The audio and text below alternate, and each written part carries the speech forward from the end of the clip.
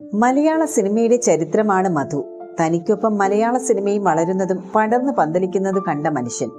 മലയാള സിനിമയുടെ ഉമ്മറത്തിട്ടിരിക്കുന്ന ചാരുകസയിൽ കിടന്ന് കാലം മാറുന്നത് ചെറു പുഞ്ചിരിയോടെ കാണുകയാണ് മധു ഇന്ന്. 1933 സെപ്റ്റംബർ 23 മധുവിന്റെ ജനനം. അച്ഛൻ ആർ പരമേശ്വരൻ പിള്ള തിരുവനന്തപുരം മേയറായിരുന്നു. അമ്മ കമലമ്മ. ഇരുവരുടെയും മൂത്ത മകനാണ് മധു. പി മാധവൻ നായർ എന്നാണ് യഥാർത്ഥ പേര്. ഹിന്ദിയിൽ MA നേടിയ ശേഷമാണ് മധു ഡൽഹിയിലെ സ്കൂൾ ഓഫ് ഡ്രാമയിൽ എത്തുന്നത്. 1963 പുറത്തിറങ്ങിയ നിണമറിഞ്ഞ കാൽപ്പാടുകൾ എന്ന സിനിമയിലൂടെ മലയാള സിനിമയിലേക്ക് കടന്നു വന്നു.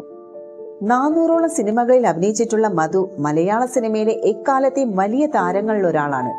മെഗാസ്റ്റാർ മമ്മൂട്ടി തന്റെ സൂപ്പർ സ്റ്റാറാണ് മധു എന്നൊരിക്കൽ പറഞ്ഞിട്ടുണ്ട്. അഭിനയത്തിൽ മാത്രമല്ല, സംവിധാനത്തിലും നിർമ്മാണത്തിലും അദ്ദേഹം സാന്നിധ്യം അറിയിച്ചിട്ടുണ്ട്. 12 സിനിമകൾ സംവിധാനം ചെയ്യുകയും 14 സിനിമകൾ നിർമ്മിക്കുകയും ചെയ്തിട്ടുണ്ട്. ഇപ്പോഴിതാ തന്റെ ജീവിതത്തിൽ വലിയ വേദന നൽകിയ ഒരു സംഭവത്തെക്കുറിച്ച് സംസാരിക്കുകയാണ് മധു.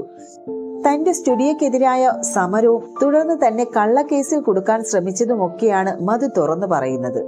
മനോരമ ആരോഗ്യത്തിന് നൽകിയ ഒരു അഭിമുഖത്തിലായിരുന്നു അദ്ദേഹം മനസ്സ് തുറന്നത്. ആ വാക്കുകൾ ഇങ്ങനെയായിരുന്നു: പിരിമുറുക്കമുണ്ടാകുന്ന സംഭവങ്ങളൊന്നും കാര്യമായൊന്നും ഓർമ്മയിൽ തന്നെ ഇല്ല.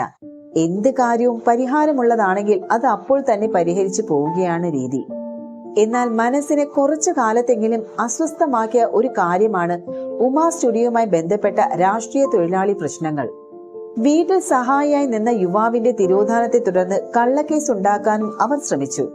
കുഗ്രാമമായിരുന്ന പുളിയറ കോണത്തെ ആരംഭിച്ച ഉമാ സ്റ്റുഡിയോ പരിസരത്തേക്ക് PWD റോഡ് കൊണ്ടുവരാനും ബസ് സർവീസ് ആരംഭിക്കാനും കുറച്ചേറെ ഞാൻ കഷ്ടപ്പെട്ടു.